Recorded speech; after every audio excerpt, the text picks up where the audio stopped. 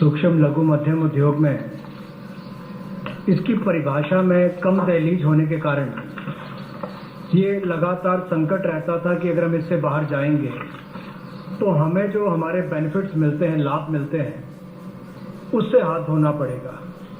और यही कारण था कि हमारे कुटीर सूक्ष्म लघु उद्योग कभी बड़ा बनने का सपना नहीं देखते थे, और सपना देखते भी थे तो ये जो सीमा इसके लिए रखी गई थी, कम दहलीज थी, इसके कारण ये बड़े नहीं हो पाते थे।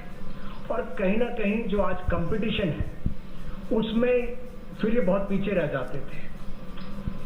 वर्षों लंबित मांग है, वर्षों से मैं सुनता आ रहा हूँ, चौथी बार एमपी बन गया, कब से शुरू हो रही आज तक वही मांग है।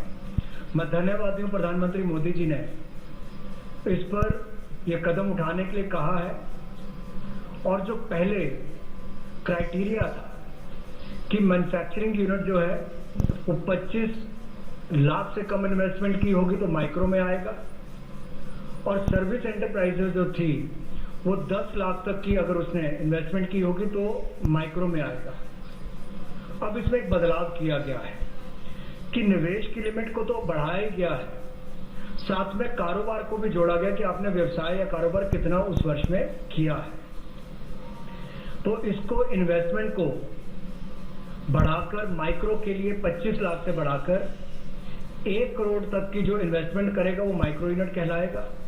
और ये मैन्युफैक्चरिंग और सर्विसेज दोनों के लिए एक ही क्राइटेरिया रहेगा, तो सर्विस सेक्टर को भी माइक्रो में आने का लाभ मिला है। तो 1 करोड़ से कम निवेश करने वाले को माइक्रो इंडस्ट्री में जो 5 करोड़ तक का व्यापार कारोबार करेगा उसको माइक्रो कहा जाएगा। स्मॉल वाले के लिए 10 करोड़ तक का निवेश और 50 करोड़ तक का कारोबार करने का प्रावधान, और मीडियम जो है उसमें 20 करोड़ तक का निवेश और 100 करोड़ तक की टर्नओवर।